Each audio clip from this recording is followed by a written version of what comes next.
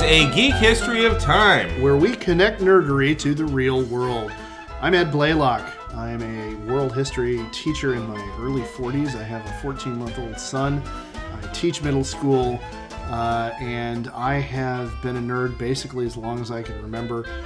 One of my seminal moments in my personal nerd history was actually playing a samurai character for the first time in Dungeons & Dragons using the old first edition AD&D Oriental Adventures book, and I had absolutely no idea what any of the high-level abilities for my character were going to be. But as I've mentioned in previous episodes, my outlook had been warped by too many samurai movies at too young an age, and I was ready. Whatever it was going to be, I was ready. Take it away. I'm Damian Harmony. I'm a Latin teacher, and I am my kid's mom. No. Well, you kind of are. Oh, shit. You're kind of. I meant that to be funnier than sadder. Yeah. I have been a geek most of my life. I meant it to be uplifting and inspirational. I just want to note for the record. I am the father of a 9 and a 6-year-old. My 9-year-old is getting into slapstick comedy. The other day, I threw a banana peel on the ground and pretended to fall, and he fell over laughing so hard. Both of my kids love Marvel movies, which is fun, and my daughter is figuring out mise en scène through the Avengers, which is weird and cool. She's 6. Wow. Yeah. Wow. Yeah. And I've been geeking out most of my life. I remember distinctly playing a game called Ace of Aces, which is a booklet game. Oh, yeah. Yeah. I still have it upstairs. Oh shit! Okay, at some point you got to dig that. Yeah, out we could even do live stream that game. Oh yeah, that'd be. I used to have the Dragons of Pern version of it too, but I don't anymore. Man. I gotta find it because my daughter would love That's obscure. Yes, which has me doubly so all worked up. Yes, I got such a grab on going on right now. I have no idea. So yeah, that's the kind of geek that I am, and to my right. We have our guest back from the previous episode because we interrupted him so much that we needed to have him back for more. for another one. You, sir, what is your name? My name is Derek Lipkin. I am a 32-year-old lawyer from San Francisco, California.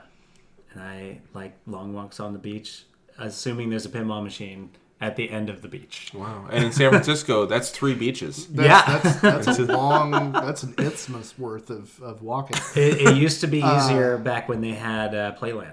That's it was right at the beach. Okay. Yeah. All right. Cool. Well, last week you wowed us with a encyclopedic knowledge, and you didn't even open the book of pinball. And we're able to handle every stupid question that we threw at you, and every nonsensical segue. Yeah, I loved it. It was I reveled in it. Off mic, we asked him specifically about 2 games that we had seen at micro points in our life, and he immediately knew the game, who'd made it, the history of it, its relation to thing. It was insane. Hell, had you even just known, okay, I don't know what game that is, but I know where I can look to find it. That would have been impressive enough. Yeah. But you already, with the one that I mentioned, you already, just from the description I gave, and admittedly it was pretty specific kind of description. Yeah. I didn't think there were very many games like it out there, but I was prepared to be surprised. Just for those, since you all listening, we're not all 4 of you. We're not privy to the actual conversation. When I was in college, in the games area of the municipal union at UC Davis, there was this borderline pornographic pinball game it created borderline pornographic sound effects, I should say. That I mentioned, and you immediately were able to go okay, that's one of 2 games. Yeah. I'm pretty sure, and you were able to correct me on no, that wasn't Bally, it was a Capcom game. And you explained the mechanical widgets of it. Yeah, it was insane. We're both pretty blown away. I When- would just want you to understand that's like we bow. I Holy- appreciate that. No, and I think this is the joy of allowing someone to open up about their space because you get to see them just teach you and show you, and I think it's such a joy. At least in my experience, meeting people, like especially in the board game community, in like different literary communities, like that you just give them the opportunity to open up and they pour out all of this, and it's so great. It's fun. Yeah, and I was saying, because I asked the same kind of thing, and he knew everything that I was asking about. And he's like, "Oh, there was a trilogy," and I was like, "Oh, I meant this one. Oh yeah, that was a fun one. I just played that last week." And I'm like, "Holy shit, is this what it's like talking to me about Star Wars?" And it is. It is. Just for the record, it totally is. How come that guy's name is Bib Fortuna? Well, he's actually not accepted by the Twi'lek community, and that's why his name is actually. And and this has happened Repeatedly. Yeah, yeah, and we'll get to 1992, but that actually is. That's why I don't speed date anymore. That the Star Wars Data East machine is my app. Like, if that's in a tournament, I pick that game because really? I know how to blow it up. Very, Wow. Okay. in a very Death Starian way. Nice. Very nice. All right. Anyway, yeah, We left off last week with, I believe there's a court case, and there was the use of microtransistors, all wrapped up in one. That legalized pinball. Again, Yeah. that re-legalized it. It was 76. where we yes, left off. that was Roger Sharp's shining moment. His called shot, his Babe Ruth. I love. By the way, how is that something that he's nicknamed in the community? Our Lord and Savior. Yeah. Roger Sharp? I would not be surprised Okay. if there's a shirt out there that you could buy. I'm sure. In Sharp we trust. I mean, truly, Yeah. Roger Sharp, just as an aside about him, I mean, he's a wonderful person. I've met him. He's still very involved in pinball community. And his son is actually the president of the International Flipper Pinball Association, the IFPA, which manages the World Pinball Points Ranking System, the Whoppers. And it is the sort of definitive system that ranks players worldwide, where I have my own ranking. I'm in the top 1,000. I'm not bragging. Please do brag for a second. Feel free. Tell us your rank. Right now, it's slipped a little bit. Now I'm 706 as of a few hours ago. And Because you're here instead of Because you're at a tournament. Here, right. yeah, there was a tournament tonight, and I was more than happy to come spread the gospel. Okay. That's what pinball always desires to be distributed amongst the lay out, people out of to the the world. masses. To the heathen. You're 706 in the Spending- world. Where are you in the country? Where are you in the state? here, Where I are can you pull it up. in the city? So actually, I think in the city. Well, I guess if you went by the league I'm in, which is sort of the definitive league in San Francisco, right now Okay. I'm number 8. Wow. So Okay. we're Top still- 10. So how many? Just because not because I Sure. doubt your virtuosity, but because I'm just curious. How big is the league? So right now it has 86 players. Okay. So yeah, so I'm right there in 10%. that top 10%. And actually, top 8 is where you want to be when the season is said and done, because those players get a bye in the playoff. So at the end of the season, after 10 sessions, they take your 8 best scores. That seeds you into the tournament, as long as you're available to play in the tournament. And then those top 8 players get a bye. The 16 players under them duke it out to get back into the final 16 bracket. Sure. And then you just go head to head until the very end. Nice. Yeah, and it's great. It is great. I had the good fortune last season of progressing into the final 16 with it was a saving throw of a final game. And it was barely made it through with just like last minute heroics. Like And- the Giants beating the Royals in the World Series. Exactly. Like, shouldn't have won. Oh my god. Yeah. That was a real I watched that and like wept at the end because I was just like, so much went into this. Oh yeah, one-man rotation. Turns out it works. But then so by the time I got to my round of 16 match, I was drained, and so it really is a marathon when you get into that level of pinball. But here, let me. I'm going to go on to the IFPA website, ifpapinball.com. I'm player 33048. If anybody else wants to see me out there, right now in California, I'm 160th, which is not very impressive, but over the course of the year, I'll play some more California tournaments, hopefully bump that up. If you're in the top 24, you get to go to the state championship. Oh, wow. Which I got to play in the past 2 years, which is always just a fun honor to go out and play. Nice. I went down to Southern California 2 years ago, actually made it into the final 8. And then this year, I was in the field of 24. Unfortunately, I lost my first match in a barn burner. So you play best of 7 games every round, and we went to the 7th game. It was just a crazy back and forth. Wow. So yeah, it was great. And you've gone out to Pittsburgh for this stuff, Yes. too, right? So the largest, so apocryphally, there are apparently pinball tournaments that happened in the 60s and 70s that had upwards of like 5,000, 10,000 participants. I think those numbers were inflated by whatever journalist was reporting on them at the time. Sure. But the on the record largest pinball tournament is in Pittsburgh. It's called Pinburgh, and it is an annual event. It takes place at a larger gaming event called Replay FX, which is put on by the Replay Foundation in Pittsburgh. And it's, just like California Extreme in Santa Clara, big convention where there's all sorts of games. They have the largest pinball tournament. Last year was 800 players. This year is going to be 1,000 players. Wow. And the tickets, so you just buy your way in. It's just a ticketed system. Tickets sold out in under 20 seconds. It is a hot ticket. Cow. Yes. So 1,000 spots sold out in under 20 seconds. That's amazing. Yeah, and I was fortunate enough to get another ticket this year. Nice. And it's funny too. A lot of people talk about technical issues that they have when they're booking their ticket. I just always go on. I mean, I go on right when 9 o'clock rolls around and the ticket's released, but I never have a problem just hitting Click the button it and go. Going. Yeah, I don't know if I just have a very good connection. Yeah. That's karma. But yeah, so that's trying to get tickets for San Diego Comic Con. Like you're either one of the elect that the gods favor, or you're not.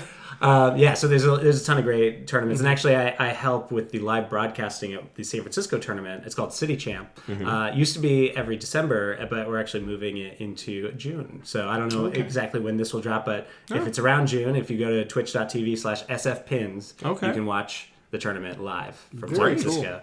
So anyway, 160th and then worldwide 706. So I'm going to pump that up. My goal is to get top 500 by the end of the year. That's a pretty good goal. I'm going to put up some good numbers. Nice. Right. Good luck with it. Thank you.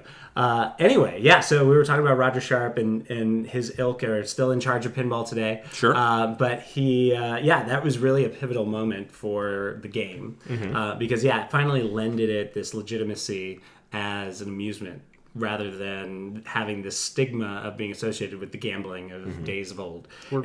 Or just kind of the seediness of it all. Because I know when my dad reminisces about that machine that was down at the service station down the street from his frat house, there's when he talks about it, there's always this edge of like, well, we were getting up to no good kind of tone, and he was a fraternity brother in the early 60s, so there was a certain amount of getting up to no good that was in a cardigan sweater. Well, it was North Florida. I think it was too warm for cardigan sweaters.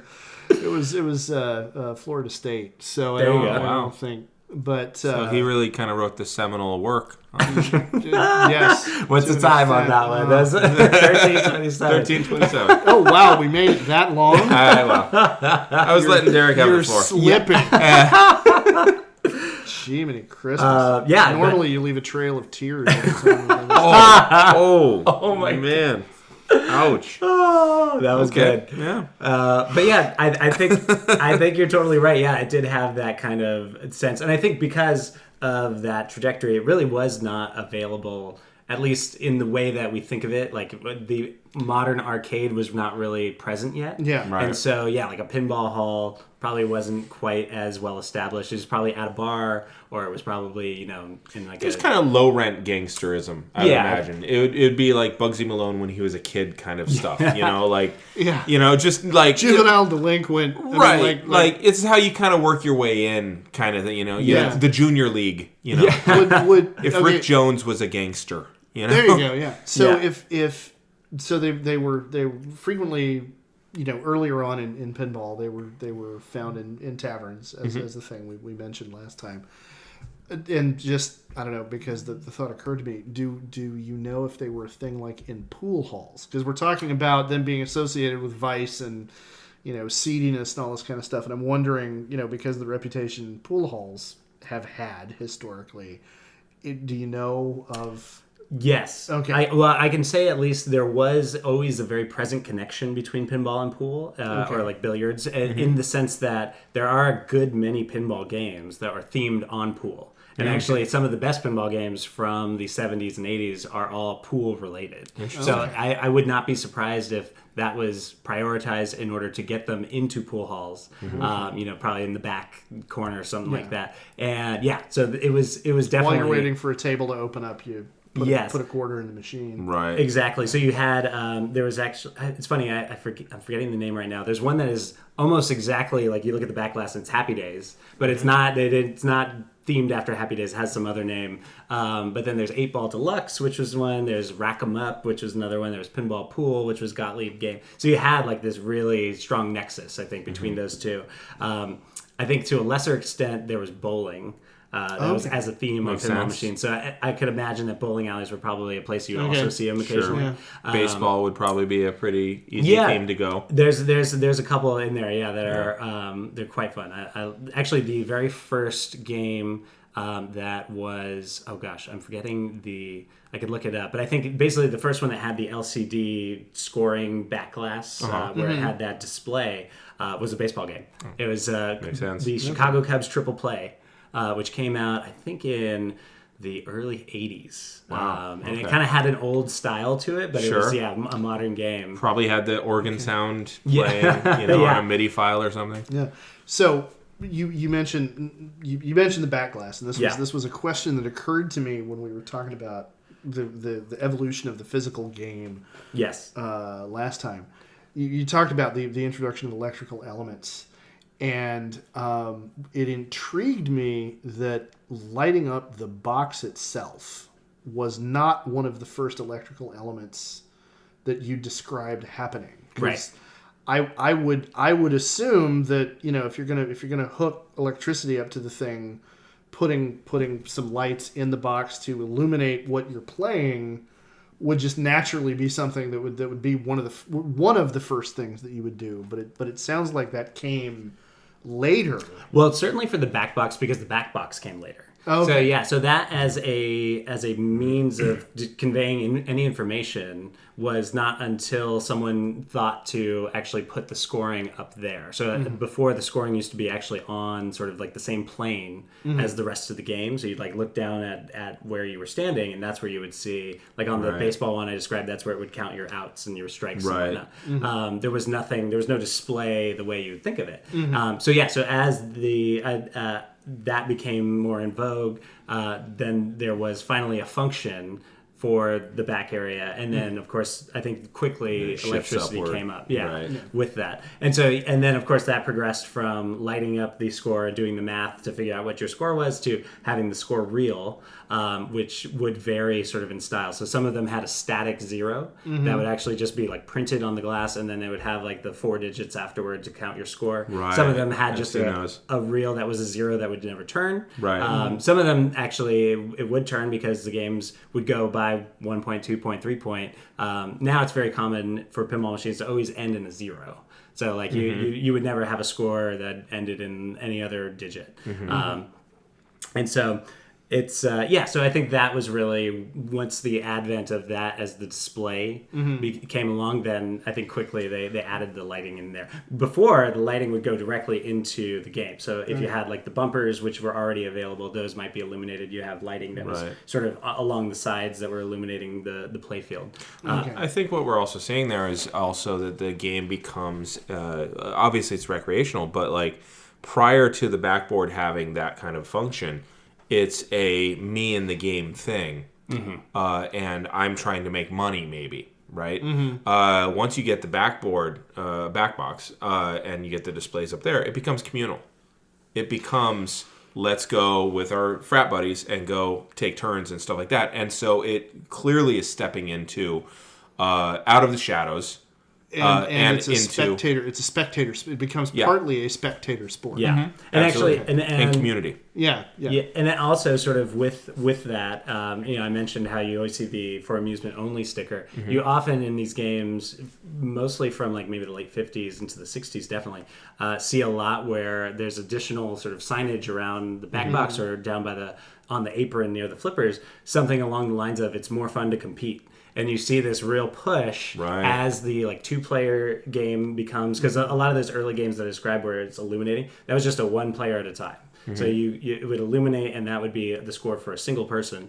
Then when you could put 2 score reels up, then you have the ability to have player 1 and then player 2. Also, the place from which we get 1-up in video games came from pinball. So on the back, you can see this if you ever go see an old pinball machine. Often they will have 1-up, 2-up, 3-up, 4-up to indicate which of the 4 players who have added a credit is up, and that was adopted by essentially Mario. Shigeru Miyamoto used that when he was creating the Mario system, or I should say the Mario game. And so it's a fun little link there to video games.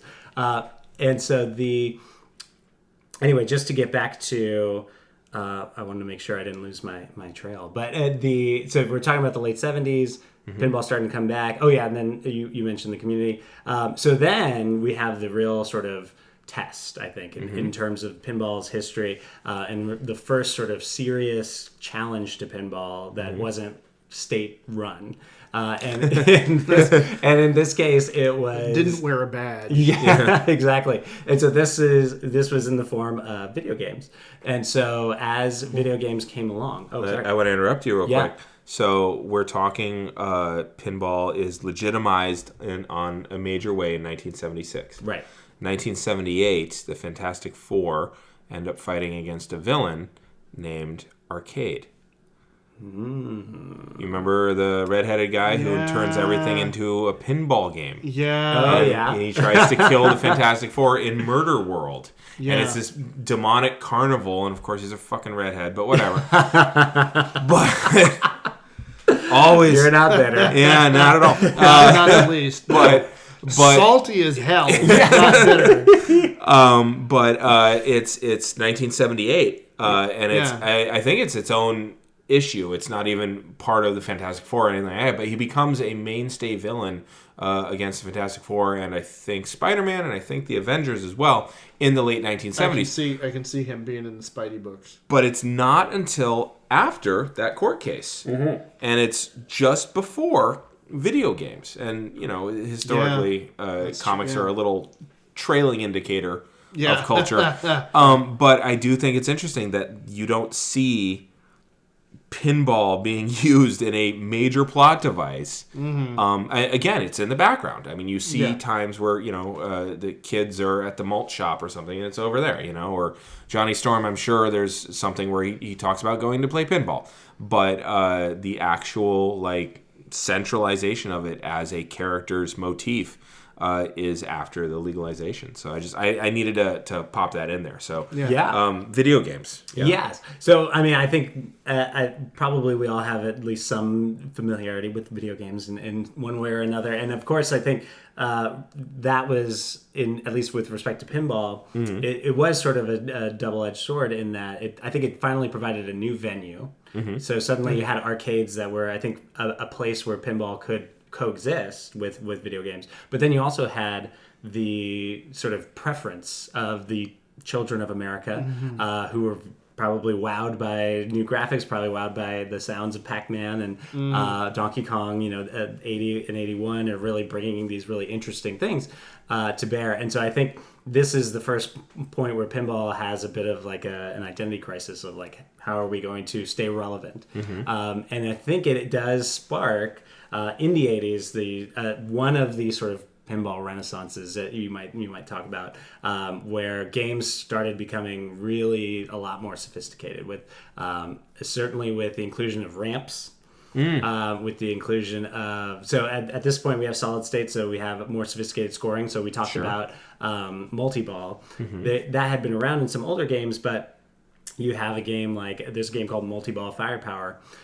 where you had a place to lock 3 different balls, and it had a lot of the sound system that you might find in a video game. So it was sort of trying to occupy a similar space using the pinball framework. And often you'll hear there's actually one particular for all the Williams games of that era. There's like one soundboard that they use, and so all the sounds are very spacey and like lasers and whatnot. So there's actually a whole string of games, one of which I own, where they almost all have a space theme because they were just reusing the soundboard on all of them. And so, and I think that kind of like how rock in the 70s all had that same synthy kind of thing. And you start hearing 808s on everything in the early 80s. Because everybody was playing with the same set of toys. Right. You know. Now, you said that it's having a crisis and that there's a resurgence.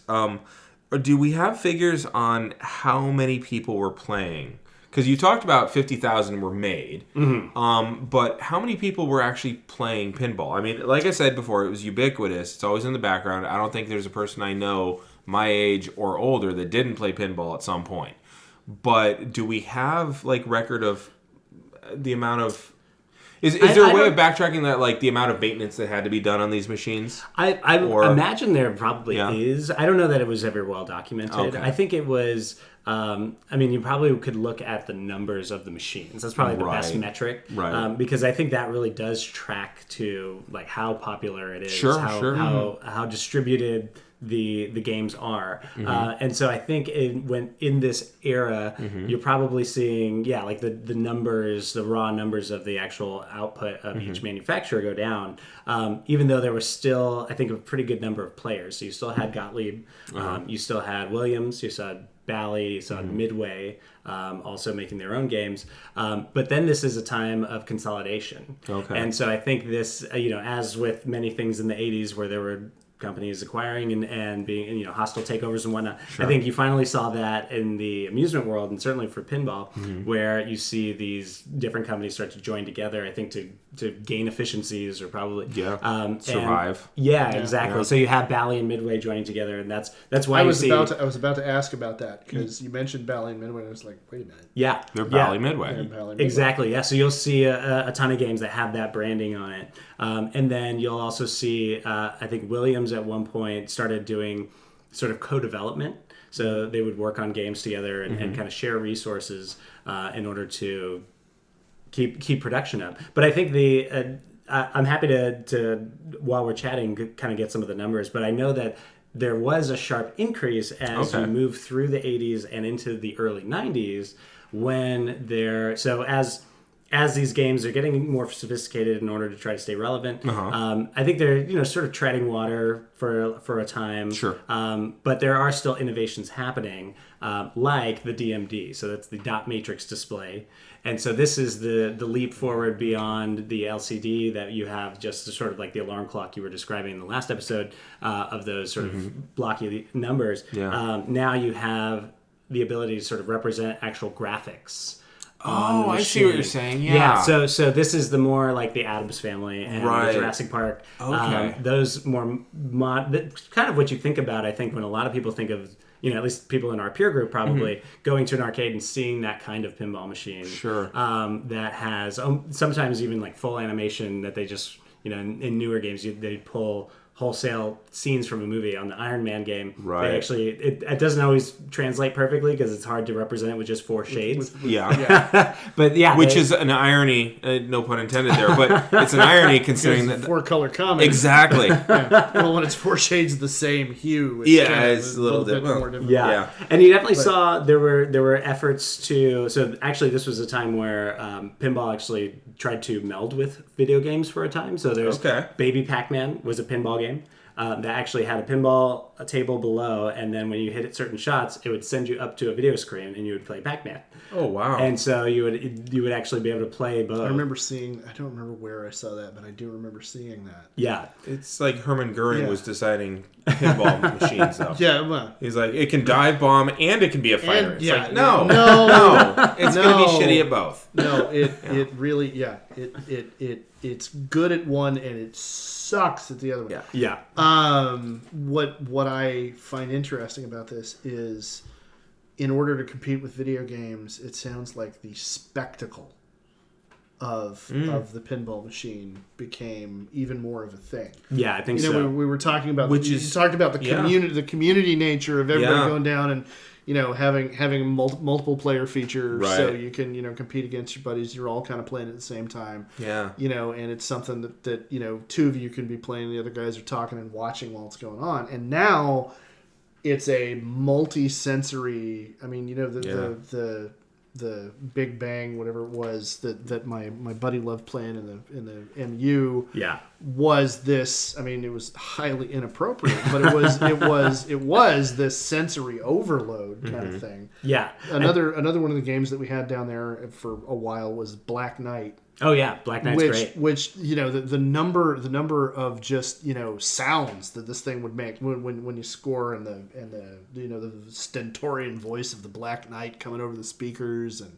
thunder strikes, and all these sound effects. There was a certain aspect of almost overload, like this just sensory. A phantasmagorical kind of experience playing the game. And I think that's probably a function also of the competition. If you're in a arcade, you're sort of competing for what's going to keep somebody there. Natural selection. Yes. Whoever the loudest bird is the one that gets to mate. Kind of thing. Well, the weird thing with that, though, is that they're stepping in to compete with something that has every advantage over them, though. Video games are video games. They're not mechanical in any way. They're not... I mean, they're all computerized. You're going to lose that fight. In graphics, you're going to lose that fight in playability options. Because you kind of only have, you're fighting gravity and you're, trying to finagle it to not hit somewhere or to go hit somewhere else. Right. Whereas in a video game, I could hit little, I could hit medium, or I could hit big. I could hit high, I could hit low. I can be Bart Simpson and I could jump on Principal Skinner, or I could you pick the video game and there's so many more playability options. Even and here's where it's this weird reverse though. Video games have spectacle beat hands down that over pinball. Pinball has long-term playability beat hands down over video games, because most video games at that time are either fighting games or side scrolls. Or you just keep leveling up. Yeah. They're limited in their playability. Whereas a pinball, you can just go and go and go and go on the same quarter. Because by their very nature, like you're talking about, the very intrinsic nature of video games is binary. Is dealing with machine code, is dealing with somebody actually has to sit down and write the code for... Yep. How do you hit Principal Skinner in the head with your skateboard? Every one of those options has to be thought out, planned, animated, coded out. Whereas the interactions that you can have on 1980s and 1990s computers, by the way. On with primitive 1990s graphics. And with all of it being written. Yeah. Because the computing power didn't exist for you to have any part of it be machine generated like now. Right. But whereas with a pinball machine, there is the only adjective I can think of is organic kind of nature to because it's analog. Yeah. There is a built-in level of variability that you can't get with ones and zeros. Right. Yeah. It's I think that's a remarkable insight. Is where their strengths are. Yeah, they're trying to compete where they're weakest. Yeah. Well, yeah, and yeah, I don't know. I think one thing that also sort of played into it is that, and so I think this was a time where they started kind of throwing everything at a pinball machine in order to figure out, what was going to make it stick. sticky. Yeah. And so we were talking about this a little bit between the episodes, but soda would make it. Yeah. Spilling soda on top of it would make it sticky. God damn, I didn't even go there in my head. Like, that was well done. Yeah, well, I went elsewhere. I'm not proud of where I went. I'm not proud of where I went. I'm telling you, the amount of time my roommate spent playing pinball games in the MU, I saw it more than once. And so, you would have certainly technical, but then also, I think we were talking a little bit in the break about sort of the theming and the sort of, there was this bent of kind of pinball machines kind of playing to Americanism, right? With like putting Reagan on the back glass, making fun of Gorbachev in Taxi. He's like one of the characters you have to collect in order to get the jackpot, along with Santa Claus, Marilyn Monroe, Dracula, and Pinball. I saw the picture you were. Wowzers. It was in the. Oh yeah, very good. Wow. So I think there was this sense of like, okay, and really I think. There had been licensing throughout. So there you could certainly find games in the pinball history that were themed after Incredible Hulk or Close Encounters of the Third Kind. Yeah, exactly. Superman's a great game. Space Invaders, there actually was a pinball machine made, which has a great back glass that has a sort of infinite mirror effect. Okay. So there was but I think it was pretty still in a mode of coming up with an original theme most of the time, and there's a lot of love for a lot of those games from especially the late 80s that were developed by like Pat Lawler is just one of these designers who has a very distinct pinball style. He always has this upper flipper that hits to an upper ramp, and he just recently made a new game.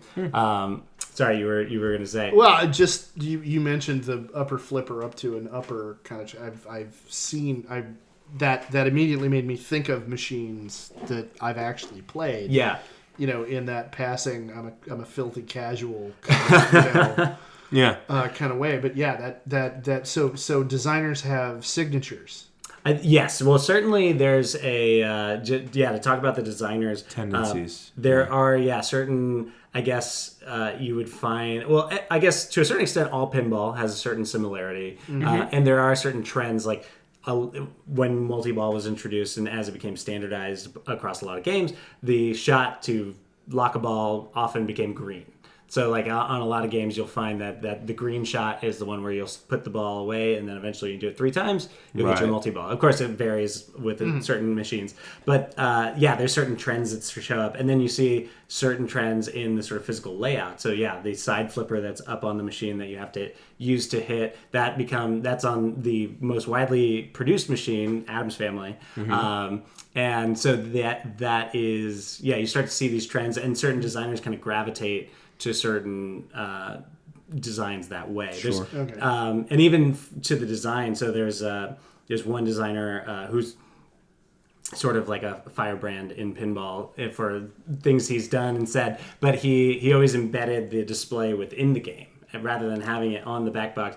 He had one called Cirque Voltaire, where the game is actually the display is right on the back of all of the stuff on the playfield. And he had another game that he made later on that also implemented that. So you kind of see this sort of design elements go into people's thoughts. Of course, the sort of most notable person is Steve Ritchie, who is the voice of Finish Him in Mortal Kombat.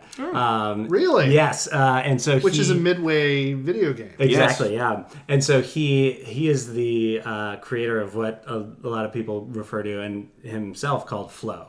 So pinball machines that have this ability to just like, as long as you're hitting shot after shot, you almost get into this like flow state of the ball just constantly traveling from one shot to the next shot, and there's always like a path for it to go. And so one of his games is The Getaway, or rather it's called High Speed. That was the original one, and then he had High Speed 2, The Getaway, which actually was the exact same playfield, but with modern pinball technology sort of upgraded in the game. So anyway, but I think in terms of certainly where I come in as like a child in pinball, and I think this is maybe sort of indicative of the way the culture was moving a little bit, there did become this sort of like the blockbuster, I think, became a little bit more prominent, and maybe that's my sort of bias from my time as you mean like licensed after the movie, right? So I think I remember Twister. Yeah, Twister came along, and certainly I think 92 you get finally There's gonna be Jurassic Park at that point, right? Well, actually, that was 93. Okay. And then I was going to say 92 was the Data East Star Wars game. Oh, okay. There was an Empire Strikes Back machine that came out before, Mm-hmm. but that one's sort of like less notable in the sort of pinball history. But you finally get a lot of these big ones. You get Jurassic Park, and you have the sort of build up again of a lot of the original themes. And so there's Medieval Madness. That was actually one of the most highly rated games ever. It's still sort of there's a company that again licensed to make that game brand new because it's just so popular, and so people love it. You get Monster Bash, which is license of the Universal monsters, so the Frankenstein's monster and Bride of Frankenstein and all that, the Mummy, and then I think that's when I think there becomes this. Like the blockbuster becomes the motivator for pinball in a lot of ways, to the point where today there's almost no pinball that is an original theme, at least from a major manufacturer. Really? There is Stern Pinball, which is actually Data East was started by Gary Stern with money from Data East Japan. Gary Stern being the son of I'm blanking on his first name, but the founder of Williams. And so there was this move toward just licensing, because I think that became the more sort of profitable way to make something. If you had something that had a built-in audience, then I think that became the preference. So really in the past, there have been smaller manufacturers now that kind of build their own original themes, but they are becoming sort of few and far between. It is certainly the exception, not the rule. Right.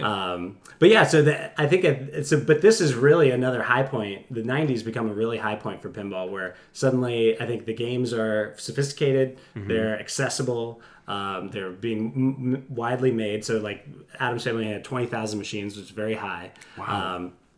And certainly not for the older machine like Baffle Ball. I said was 50,000, but I think that was sort of a much more niche, or this is a much more niche but still popular item. I think Baffle Ball was so simple at the time that you probably could make a bunch, and I'm sure that... And it was also the only show in town, whereas Adam's Family is of competing against dozens. A whole bunch of other games. Yes, and you still have... in that same sphere. Yeah. Right, and you still have a lot of the players Williams is still around, you have Valley Midway, you have Gottlieb, but Gottlieb is now Premier and not making nearly as high quality machines as maybe they once were. That's my opinion, I'm editorializing. But then, and then there's a... really great. I think generally pinball players in this day and age have a very strong affection for that run in the 90s, like from the Addams Families and the Indiana Jones Pinball Adventure. And is it because you were kids at that time? I mean, I think there's a bit of that bias. Okay. Yeah, I think so. I think it also did. There was a certain standardization of the experience. I think there might have been enough variability between games before that. It might not have always appealed to the broader population. And then finally you have an Independence Day machine, and it's just as good as the other machines, at least to the untrained eye, maybe. I remember the Independence Day machine too. Yeah, it's and you have. I think it's just a good time. And finally, I think. But there was sort of, I think, the writing on the wall toward the late 90s. And basically that's when the major pinball manufacturers start going out of the business. So in 96, there's the exit of Bally Midway. So you have a glut. You have a glut in the early 90s, and then they go out in the late 90s. Yeah. There's a lot of things that are doing that at that same time, I'm remembering. You remember, Wrestling nearly went out there of business. You go. You mentioned. Wrestling does that hugely. You have this explosion, and then by the mid-90s, they're almost drying up and desiccating, and then it comes back in a major way. Yeah. Because you have the Monday Night Wars. But I'm also thinking in terms of comic books. Yeah. The mid-90s is when you start seeing all the licensing happening, the first round of licensing happening, because they're trying to save Marvel and DC. You also start to see Superman getting killed, Iron Man dying. Everybody dies for a little bit to just, please be interested in us. Interesting, yeah. And so you have, I'm trying to remember when Robin got killed. Jason Todd? Yeah. That would have been the late 80s, early 90s. Late 80s, early 90s.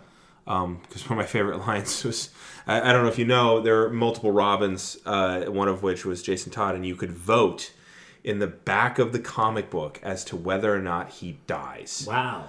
And really? and more people voted to kill him than not. And it's a really dark chapter, and it's Joker beats him to death with nearly to death with a crowbar, and then he leaves a bomb on him. But he has this wonderful line of, "This is going to hurt you a lot more than it's going to hurt me." And it's just like, oh, Joker is not a fun-loving guy. Yeah, And this is not. Oh boy. Oh yeah. Yeah. But at the same time, we're talking about mid to late 90s. TSR. Terribly Shitty Rules. As somebody who loves Dungeons and Dragons, Yes. and has And the Marvel game. up until he became a dad, was in a very long running first edition AD&D campaign with the Orange Spine books and the whole 9 yards. Wow. I could get away with using that nickname for the company because, because as much as he is sainted by the community, Gary Gygax had some really weird ideas. But TSR goes out. TSR goes out. Yeah. And it's then in the 90s they get bought Yeah. by Wizards. Wizards of the Coast. Which then spins off Paizo Publishing, which Right. then winds up. Yeah, so it's. But you're seeing the death of across- a lot of artistic things. and a lot of pop cultural mainstays Yeah. are somehow go through this period where they're all trying to find their way and they're all struggling. Dying off.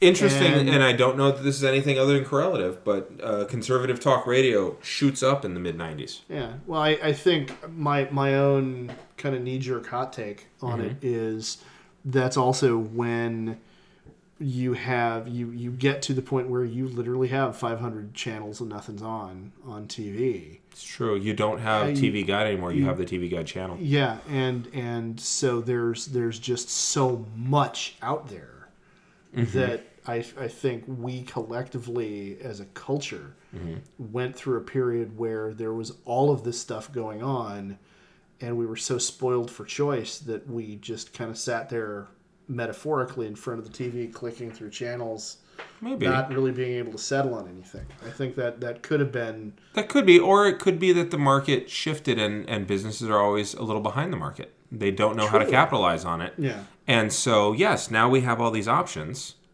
Yeah. And we're consuming just as much, if not more, but now it's not going to the same 7.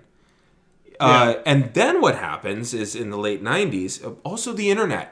Yeah. You've got the internet starting up, right? And I don't know what you paid for internet in the late 90s. I paid $8.99 a month for the internet in the late 90s. And that was, pretty premium pricing, right? Late 90s, my internet connection was... Well, I graduated. Well, depending on what we call late 90s, I was in college. So Yeah, mid to late 90s. I didn't pay though. for it. State of California paid for Right, it. but mid to late 90s, and you could open the phone book. I remember when I moved up here, I opened the white pages. They still existed. And I looked You still had a phone on the wall. Yeah, I looked under Internet Service Provider, and there were 30 listings in the Sacramento area alone. Now I literally only have one choice where I live. Yeah. That's it. And now it costs me $90. In our apartment complex, Yeah. we only have the one. Right. So I'm just thinking about this is like it diffuses is what happens is everything's diffusing in the 90s. And I don't know, I'm also thinking what's happening politically, and there is a long piece at the top of the food chain in terms of geopolitical stuff. But then there's also an internal devouring that's happening in both countries of the Cold War. Yeah. And I'm also just thinking culturally, you're getting into monoculture with friends. And we haven't had that episode yet. no, we haven't. I really want. But I do too. But you're getting into that. You're getting into anti-hero stuff. You're getting into a lot of things. So I'm wondering what's happening. That suddenly they go from Blockbuster, there's your monoculture maybe, to suddenly nothing, and that sounds a little bit more like the diffusion. I don't know. I'm spitballing on pinballing, but Yeah. Yep. I mean, the only thought I've had, and this is just my own speculation, is that at least for the sort of the youth, the access to entertainment that was sort of tickling that same bone became very much easier at home. I mean, and of course, console games pricing came way down. And I think that's what killed the video arcade. Right. As somebody who in high school would go to the nickel arcade on a Saturday and blow through $20, $25, you know, in video games, you know, there. Right. And then going to college, coming back 2 years later, and all of the arcades had dried up and blown away. Blockbuster got its start right around then, too. Yeah. Yeah, and they would rent things out, But you were saying? Yeah, no, I just think that, and of course, you know, consoles had been around, you know, since the 80s, but I think there was, at least some kind of critical mass where they finally, you know, did have the penetration and they had sort of the attention such that they really did have this impact on the communal places where people used to go. Of course, now I think, and we can talk about this as sort of now, that sort of modern era, you know, pinball really does kind of die, you know, it just in a very comic book way in 1999, where there's like one last chance to try to save pinball for I guess Bally Williams at that point, or I think it was actually just Williams, but they make Pinball 2000, which was a sort of prototype game. I mean, they made two. So it was Revenge from Mars, which was a sequel to an earlier pinball game, Attack from Mars, also one of the most like beloved games in the pinball community now. And then also Star Wars Episode 1. And so, see why I died. Yeah. So there were these two games, and basically there was a tube television mounted in the back box, which sat sort of over the playfield, which displayed backwards onto the playfield, and that reflected upward, correctly to the player, so that it looked like there were graphics embedded on the ramps and on the shots there. And so it was an interesting attempt to try to really modernize pinball in like a way, you know, try to make it more immersive. It just was too late at that point for still aimed at spectacle too. Yes, yeah. So it was really, so at that point you have essentially one player left, and that is Stern Pinball. And Stern Pinball is basically Sega Pinball, which was Data East Pinball.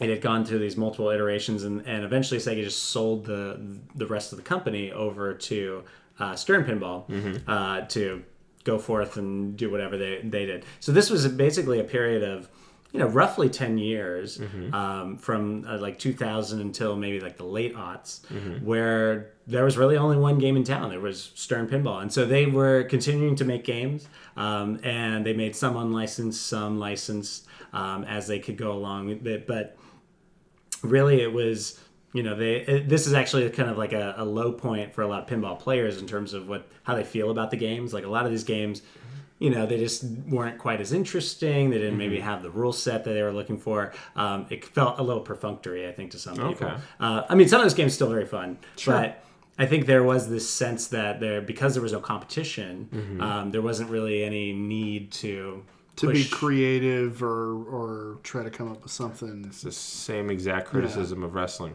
Interesting. At the same time. Yeah. So it was really that was sort of the main situation for a while, and then there is finally sort of this spark, I think, when the aughts turn into the teens, and we finally get at least some competition with a new player named Jersey Jack. So Jersey Jack is the nickname of Jack Guarini, this guy who's in New Jersey, and he makes the Wizard of Oz pinball machine in 2013. Okay. And so the reason that is notable, and I'm sure I've skipped over at least some details, but this was definitely a amazing sort of entry into pinball where there was just nothing prior.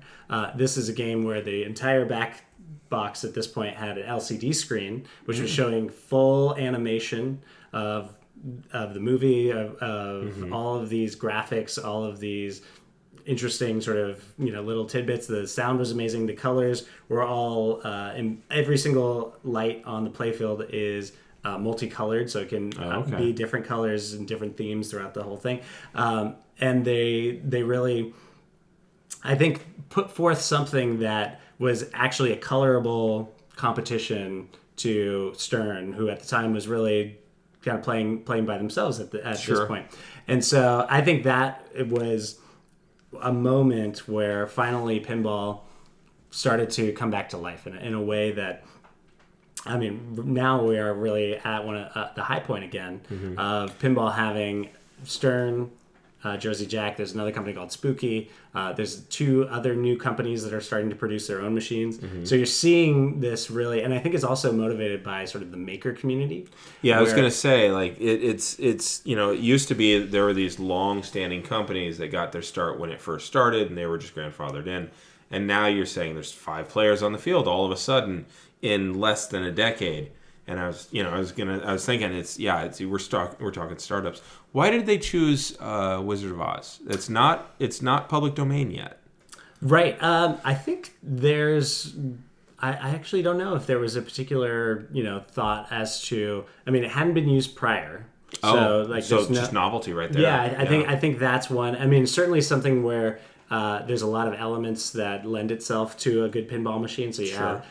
There's a little upper play field where you have the house in the tornado and it spins around. You have each of the pop bumpers are one of the trees, and there's the crystal ball that you have to hit at certain times in order to activate certain modes. If bad things happen, you could see monkeys fly, or I'll get you my pretty. Well, yeah, and also there is a shot where you put it into the shot, the monkey comes down, grabs the ball, and takes it up to the tower. Oh, neat. Fantastic. And so really, like, that was at least I think at the time, and this is around when I think it's finally breaking through such that, like, I'm aware of it 2 years later, or I guess a year and a half later, where like they're just again throwing everything into the game and trying to make something that is a spectacle. But this time the spectacle is not like we're going to beat you graphic for graphic. It's the spectacle is how the game operates now. Yeah, and you talk about the maker community. Yeah, and I think that's an interesting note, but.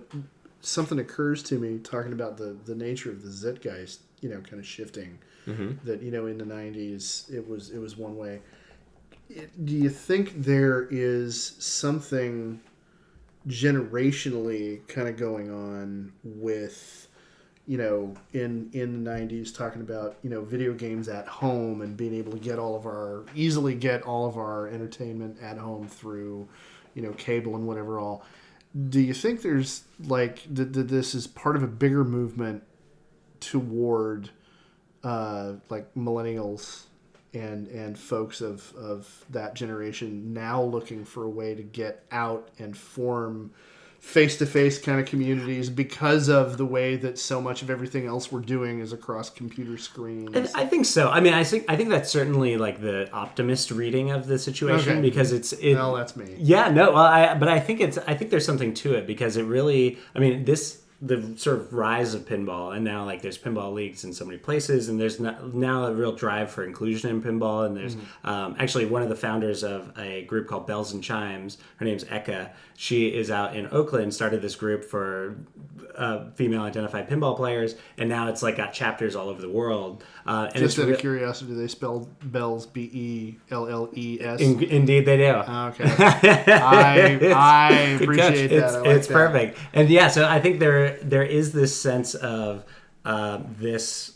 We have this. It is a place for people to congregate. It is a place for people to like compete, but in like a sort of like low stakes way.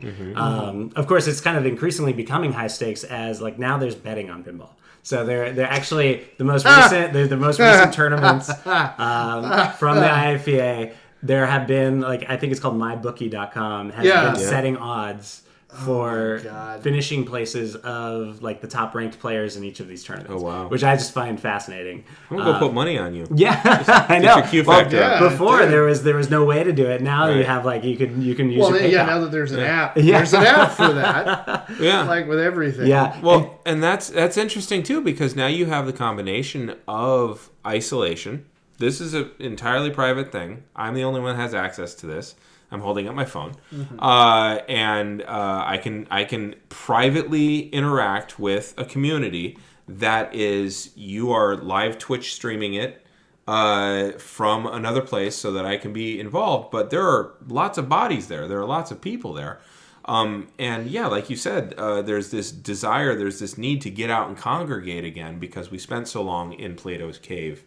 We found really cool fire. We really did. Found a really amazing fire. Yeah, and now we're kind of, because I remember I got to the point with we're- video games where I was just like, yeah, I don't want to finish this one.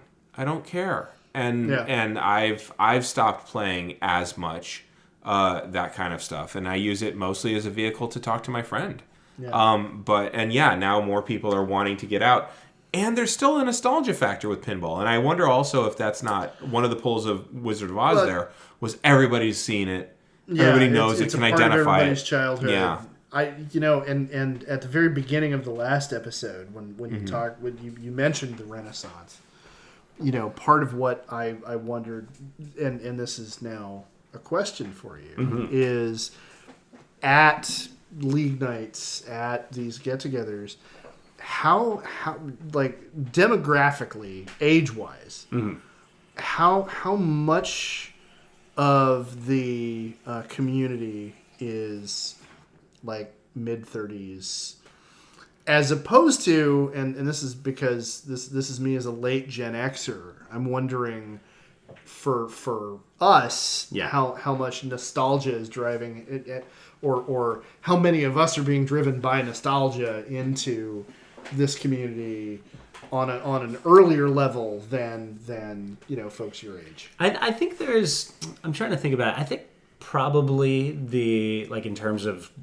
the numbers of the 86 people, I would say close to like 30 to 40% are in like my age, like 30s. Okay. I think there's probably maybe like 20 to 25% that are like toward maybe like late Gen X. Okay. We did have one person who was, and actually we do have a few folks who are like, I think maybe in their 60s. Okay. But they're standouts. They're not. Yes. They're not the norm. Certainly exceptions to the rule. And so I think there's, like that, the breakdown is there. I'm trying to think of, there are some folks who are maybe like mid-20s. I think that's a little less common though. But it is sort of interesting because I do see, like when I go out to the tournaments and whatnot, it is like incrementally growing, and a lot of the growth is coming from people who are younger than me. Well, that's always good for any culture, industry. Yeah. And so it's very cool. And even like, I mean, of course I know some of these sort of standout very young people. Like one of the players, his name is Nick, recently won 2 large tournaments in the Bay Area, including the one I was talking about earlier. I think he's 20. He's actually in Davis. Fantastic player. And so he's part of actually there is sort of this vanguard of young pinball players right now. There's one who is actually, I think, the reigning world champion. Or actually, it might have been a few years ago now. There's I think at the time when he won, he was 13. Like there is at least some interest from the younger generations in doing it. And I think as it becomes more, I mean, I know for like the young people in my life that I know, like my nephew, like Fortnite being like a big sort of cultural touchstone for him. Huge. And really every game now is like focused around the online multiplayer aspect. I think as pinball becomes more present, and there's certainly people who are agitating for it to be, it's going to be on ESPN shortly. The Ocho will have a pinball. I mean, truly, they do like that sort of promotional thing. They're going to do a fully produced show about the most recent circuit finals that were in Chicago on ESPN. Very cool. And so, I think as that becomes more present and more sort of online, there is going to be, I think, a easier way for younger people to get in. And so I'm hoping that this sticks. I think this is a revival for pinball that feels like it's sustainable in a way that maybe before it was sort of it was just the vicissitudes of like the market, and now Right. it's like, no, we're not doing anything to excess or anything. It's like we're trying to. Y'all are staking a culture. Yes. Yeah. Yeah. So when was the last time you saw, like, you know the history of this stuff? When was the last era that pinball was this kind of big, or at least a shade of this kind of big? I mean, I really do think it was probably the mid '90s, because that was really okay. the advent of competition pinball, at least Sure. its first more sort of organized self. Mm-hmm. I think before that there were probably competitions that were one-offs, Right. Very casual maybe. Mm-hmm. This is where like the first Pinburg, I believe that was in like the late '90s. So pinball previous to the 90s was always much more just recreational, something to do while you're waiting on this. And then you got the 90s and there's competition and it's serious. But even that was magnitudes lesser than what we're seeing now. Yeah, I think so. So this is a fairly unique thing then, I think so. culturally. Yeah. We're kind of seeing the real first critical mass of it, whereas like with baseball, there were waves. You know, there were absolutely waves. With wrestling, there were waves. With gaming, there have been waves. But like with pinball, with football, there were waves. And In the basketball most as well. recent one Yeah. is dying out, but But with pinball, like this is the first time it really, it's not like there weren't burps and sputters along the way, Right. but it's really finally declaring itself. Yeah, I think so, and That's something. It is cool to be involved, and it's still small bet. enough that you still know everyone. So it's like it's nice to go to tournaments. that's the perfect phase to get involved in it in. Yes, yeah. I gotta say, as somebody who was born in the phase of history that I was, I'm envious of you for this interest, because that's amazing to Yeah. be able to be part of something in that phase of its growth. Yeah. I mean, just to give you this stat. So when I joined the league and I finally got my first world ranking points, that's when I got my IFPA number. I was 33,048, so 33,000th player basically. They just passed 70,000, and so that was from Nice. 2015 to now 2019. So like that feels like a pretty significant number, like basically doubling in that time. Yeah. Yeah, that's the population of Davis, I think. Yeah. roughly. Yeah. So I think Maybe a little bit less. I gotta check the census data. But that's still.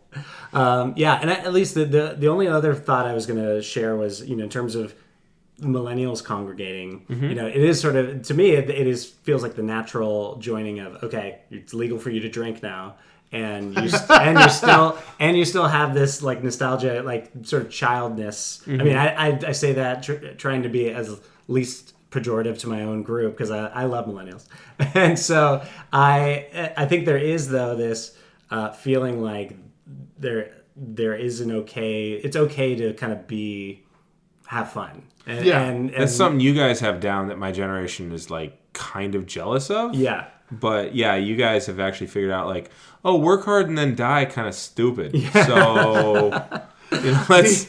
We well, here's the deal. Gen X figured out that work hard and die is kind of stupid, But we're stuck. We couldn't figure out an alternative. Yeah. Yeah. All our favorite shit kept dying in the 90s. Yeah, like, dude, come on. Yeah. But That's great. Yeah, that's amazing. So anyway, I hope that was a fun and interesting history of pinball. I think we touched on almost everything, and I'm pretty sure I didn't say anything totally wrong. Well, I mean, as far as we know, everything was gospel truth. 100%. So, No, I'm gonna make sure I have some pinball people listen to this. So hell yeah. Send you errata. Definitely. Yeah. Most assuredly. But it's I'm We can happy have to be another part of it. episode where we address it. There you go. Yeah. Perfect. So thank you, Derek, Yeah. for being a part of this. Ed, what's your takeaway? I'm really inspired, I gotta say, in a way I didn't expect to be. Mm-hmm. Kind of finding out that this is this whimsy that is resurgent, that is growing. With new people getting involved in the industry, where there's actually the trend in our society is everything moving toward monopoly. You know, Disney has now bought 20th Century Fox.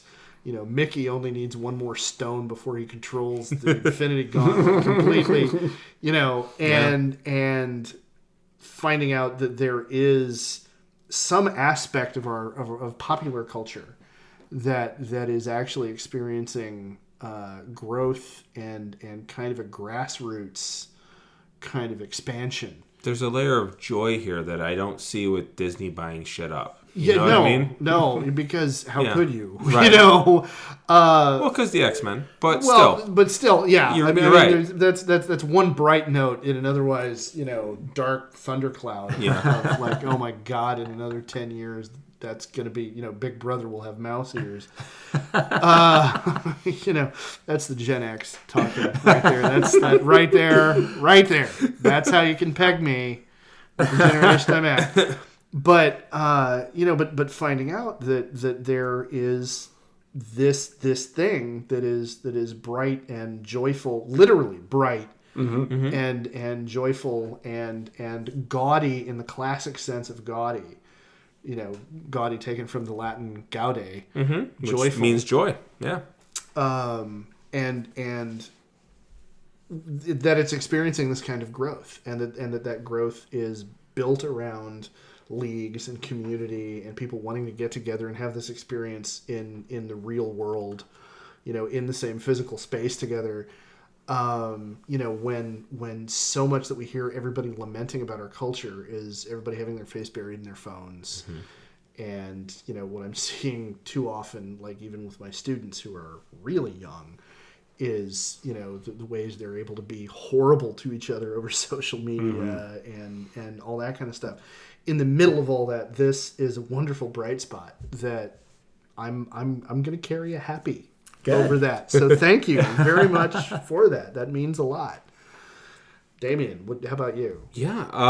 So my takeaway, I just realized there was a huge movement to get working people who had children and families out of the house in the 50s. And it was bowling. And there's this weird corridor that essentially runs through Cincinnati, interestingly enough, that huge bowling leagues, enormous, in the 50s. And bowling leagues were a big, big thing. And so was bar culture, going to bars. And this is kind of combining both of those things, but in a much, and bless the millennials for this, in a much more joyful way. Like, it's not Scotch induced. It's not the alcohol is a lubricant, not the fuel. Right. You know, it's not. You know. It's not. You know, 3 packs of cigarettes a day. You know, it's not I'm winding down so I can handle the pressures of everything. It seems to be, and I might be wrong. Maybe I'm projecting my hopes, but it seems to be, no, y'all are doing this because you want to, because you enjoy it, not because there's this need to not go home yet, and not because there's this need to self-medicate. And you know, you had this in the 50s. You had the advent of the nuclear family. Prior to that, you didn't have that. You had multi-generations living in the same space. Now you have this advent of the nuclear family and this sense of isolation. And you have, you know, and then you had these ways of addressing that isolation. This doesn't feel like it's born of that. This feels like it's born of a desire to enjoy, not a desire to avoid isolation. It's not a coping mechanism. Yeah. It doesn't have the feeling of a coping mechanism. Yeah. You know, and you talk about the nuclear family in the 50s. Mm-hmm.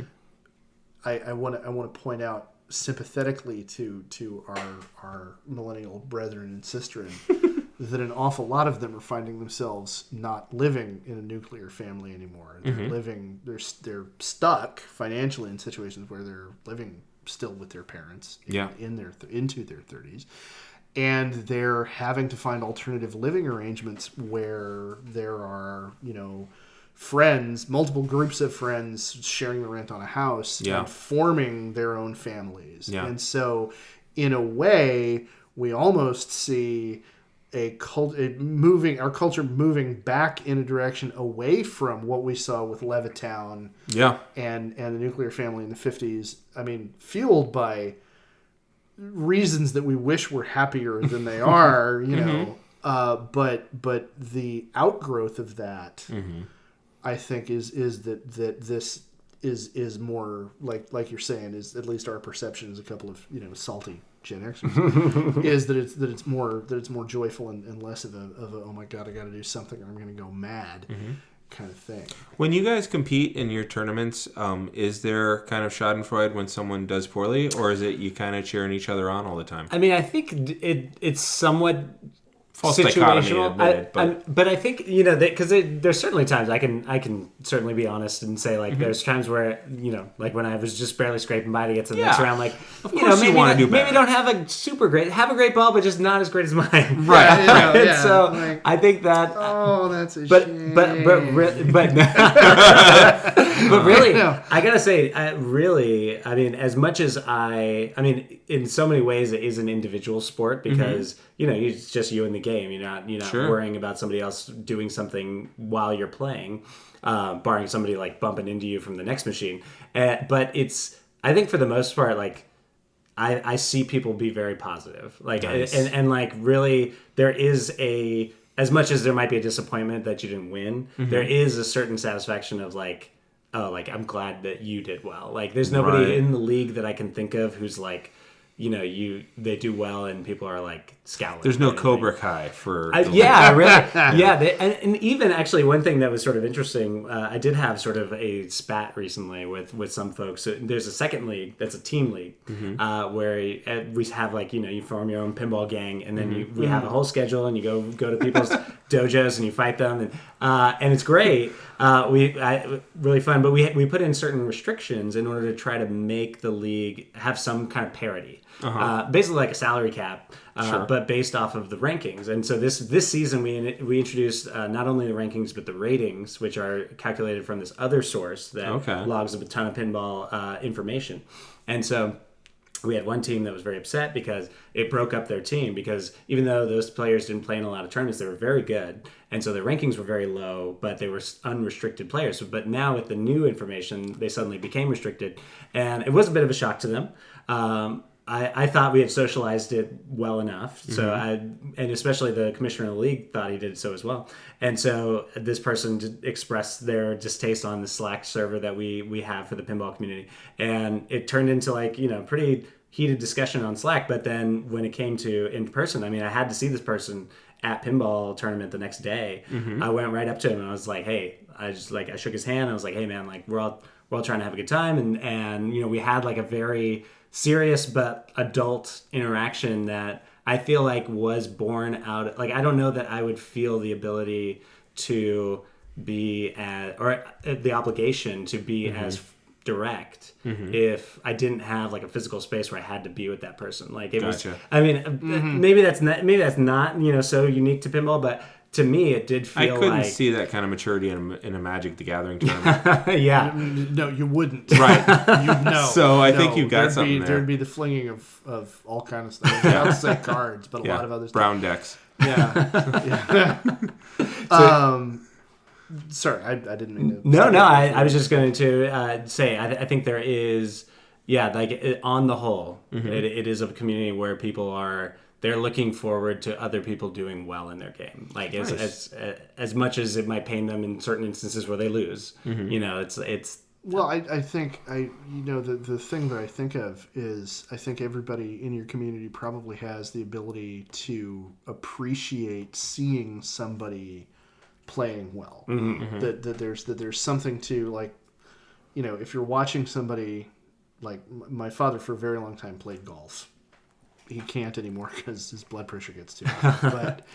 But if you're watching somebody else play and just having an amazing game, there's a certain amount of just seeing the artfulness of that. Yeah.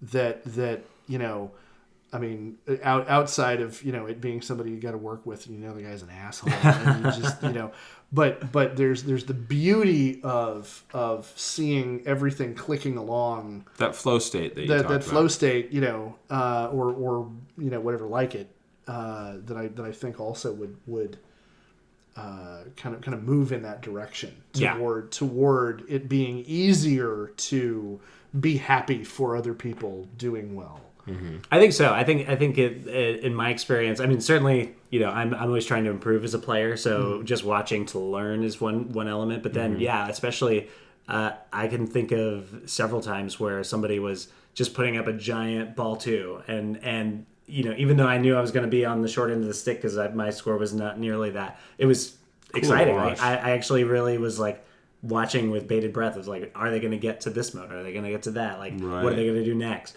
So yeah, I think there's a little bit of that. Cool. Okay. Ed, what you reading lately? Fahrenheit 451. Oh. As so part much of for my joy. As part of my job. Here's the thing. Mm-hmm. I'm actually really enjoying it, and I'm actually finding a lot of meaning in Montag's arc. Okay. And in Montag's development. And part of that is because of what I've got going on at work while I'm teaching the book. And life imitates art. Yeah, and I know I'm projecting onto him because that's kind of his role as the protagonist in that story. Sure. But I had not picked the book up in years, and now I'm teaching it to my 8th graders. And being in the position of teaching it kind of opens it up in a way that it didn't exist for me before. And you overheard me saying this a couple of weeks ago after we finished recording. I'm a whore for prose. Right. And there is not anybody in science fiction, I think, who can be as poetic as Bradbury. Okay. And so I'm really grooving on it, and it's forcing me to really think about the ideas in the book again. Which, last time I read it, I was a student, and it was like, okay, Different I get life. it. Yeah. This is a very big book with very big ideas, and I'm a precocious, high schooler, and I understand this, and this is meaningful. Okay, stentorian tones, and moving on, and then go home and pick up my Dungeons and Dragons books and forget about it completely. And now, as an adult, worrying about what the world's going to look like for my kid. Yeah. There's a whole other set of levels that exist in it, and so yeah, I highly recommend it to anybody and everybody. If you've read it before, reread it and spend some time thinking about it. Nice. How about you? Well, I've got a couple books there on the shelf behind me, but I also just recently picked up Caesar's Civil Wars. So every year I teach De Bello Gallico. Every year I teach the Aeneid. Every year I teach Catullus. Every year I teach some Livy. It's God, I love my job. But and we believe you. For that tone. So much. But I have not read the Civil Wars in their entirety, I think, ever. And I've certainly probably pieced it all together. Yeah. And so I've just gotten past the wars in Spain. Okay. So he's gone there, and now he's going back to Massila and settling in for the siege. Mm-hmm. He's already chased Pompey to Greece, so I'm almost done with book 1, and it's a 3-book, right? And so I'm rereading Civil Wars, and it's just so interesting because I teach excerpts from it, but what's fun about it is that I'm seeing just the extent to which Caesar is clearly writing after the fact as the victor. He is so sympathetic to himself.